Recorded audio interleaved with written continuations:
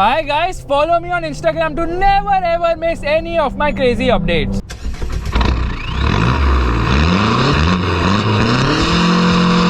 Hi guys and welcome to another vlog. I'm driving this. This is the Ford EcoSport and this car comes courtesy of Gotham to me. But what is so special about this car? This is a diesel. So what? A diesel is a diesel is a diesel. But if a diesel has been modified, it's even more insane because this car has a lot of modifications making it much more powerful. Compared to the stock, it's producing 30 horsepower more and 100 Newton meters more torque. It's really very loud and crazy.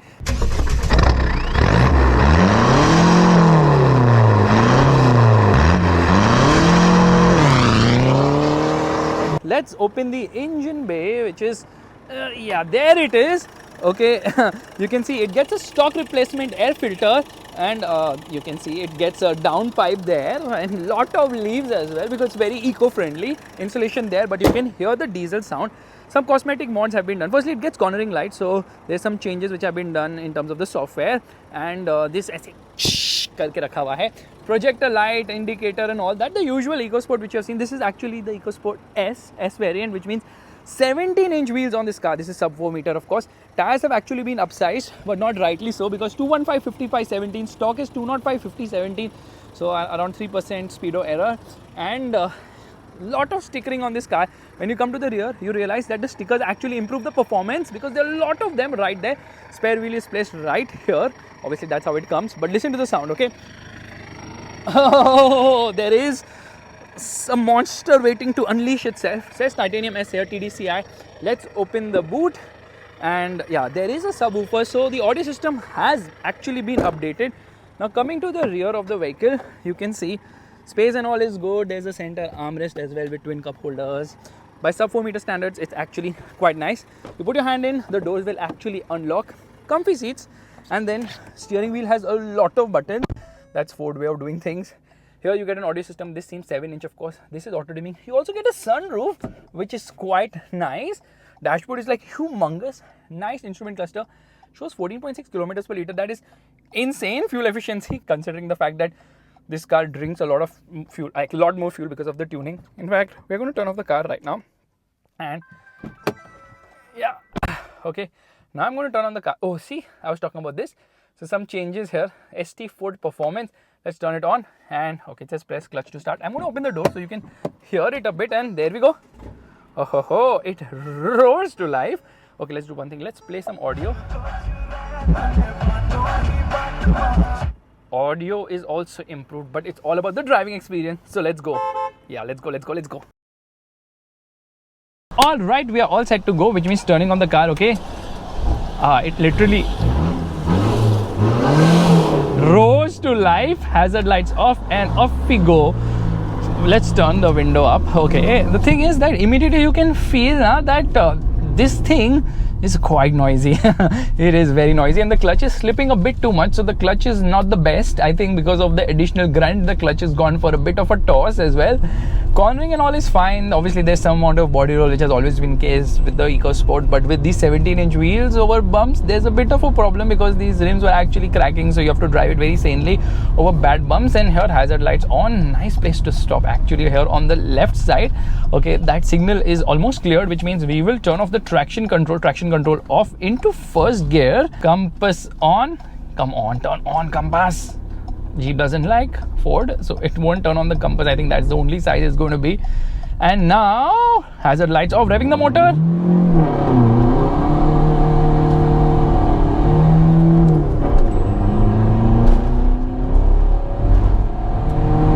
I'm actually confused what is happening because it's a diesel now, so obviously it would not rev as fast as you would expect, but definitely it puts the power down sanely. So basically the thing is that this car is producing in stock format. This 1.5 liter diesel engine is only making normal 100 horsepower, and the torque output happens to be 205 Newton meters, and then it was also pipey, turbo lag was well contained and all that.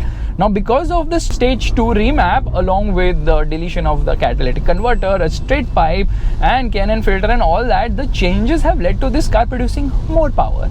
To put it into perspective, this car is now producing 30 horsepower more, so around 130 133 horsepower, and that has been tested on the, I think, dyno, I believe. Meanwhile, the torque output, we've reached such a bad place. It's raining like crazy. The torque output actually happens to be 200, no, stock at like 205 Newton meters. This is now 100 Newton meters stronger. So it's actually producing 305 Newton meters of torque, which is unbelievable. All that going to the front wheels is madness. The result is it's cut 0 to 100 kilometers per hour timing by a good 3 seconds. Yes. So this goes from 0 to 100 kilometers per hour under 10 seconds. Earlier it used to go from 0 to 100 kilometers per hour around 13 seconds. So it's become faster for sure. It's a bit on the stiffer side. You can feel that. The diesel engine sounds really nice. It's not that fast revving, then you cannot expect a diesel engine to rev that fast anyways. And steering has some slack in the center position, but trust me, fuel efficiency is still retained. It's saying 14 kilometers per liter right now. Out on the highway it will stretch to almost 20 kilometers per liter. Fantastic engine, and a lot of blind spot here because of the massive A-pillar and that quarter glass there. But tap onto the throttle at any speed, it lunges ahead with some amount of enthusiasm. So driving it in the city also, in traffic also, there's no problem at all because it's very tractable a motor. It just becomes so loud right now. You can like listen. Oh, it sounds like a typical diesel engine, like that. I don't know if it's a rattle or it's the diesel clatter. That's there in plenty. Brakes need to be more strong. And here into first gear.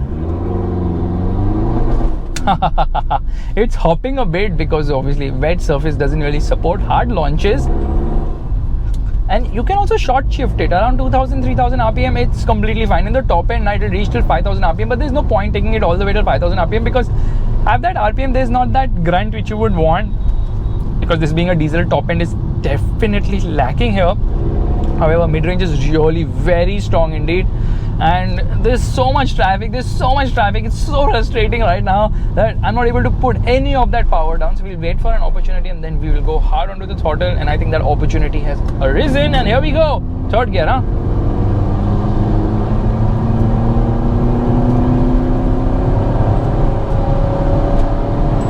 Oh, nice pull. Gearbox is also quite smooth shifting. Its only thing is the brakes are a bit soggy, and then the other problem is that surprisingly there's this sort of a nosedive under even slightly moderately heavy braking, so the suspension could be better tuned for sure. And now we are going to make a quick U-turn, and since we're stuck in traffic, why not listen to some audio?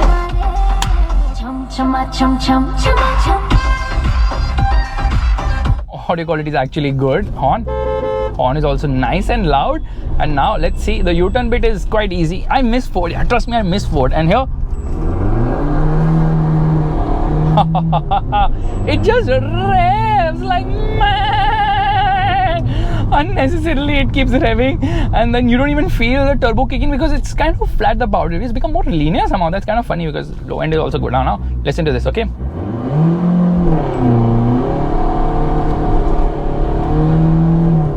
It actually accelerates very fast. You can see it reached 40 kilometers per hour in a jiffy, but third gear is what is going to take it past 100 kilometers per hour.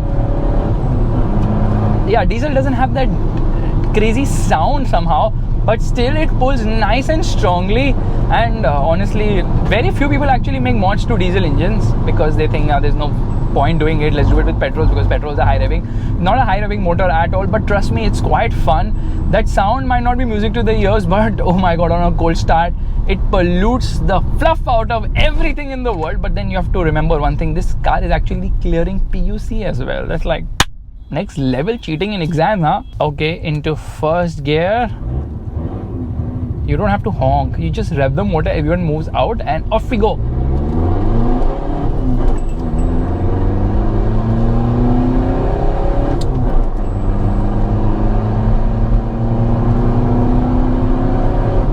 It's just become so much more fun. By the way, the EGR has been deleted as well. EGR is a exhaust gas recirculation. So a lot of stuff has been removed for weight reduction, and then a big fat subwoofer and amplifiers have been added to nullify the weight reduction somehow. Yeah, it's a heavy car. It feels a bit top heavy as well, but you know what? A diesel engine which is fun and also frugal is the need of the hour, considering the cost of fuel and everything is becoming so upwards. Anyways, it's a 5-speed gearbox, yeah. if you're thinking of buying an EcoSport, probably you should even modify it, because this person who owns this car, Gautam, is telling me there's no issue in terms of spare parts, in terms of servicing and all that stuff. Thankfully, he's not needed spare parts, but he's saying that, you know, his car is still under warranty. I don't know how it's still under warranty with all these mods. Nice clean horn. I'm sure it has been updated. And off we go.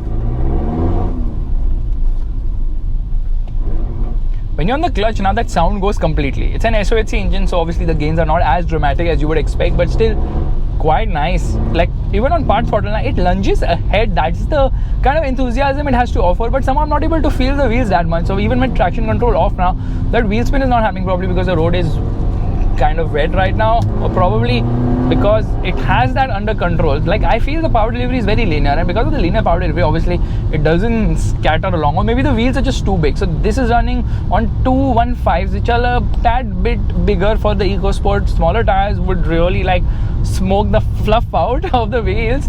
That would be so much fun. Now I'm going to put this car into 5th gear, and let's see how does it pull in 5th. Now it feels a little dead, around 1000 RPM, so that low end grunt is obviously a bit too much lacking.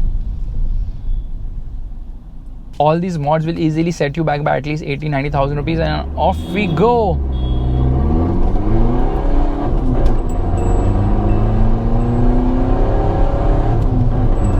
So guys, this is my vlog of the Ford EcoSport, and I think with the mods it's definitely much more fun, although I'm not too sure about long-term reliability of the engine, because it's producing a lot more power than it was initially made for. And knowing Ford, you know, found on road dead, you don't want to be that, and I don't trust Ford that much. So anyways, bye bye.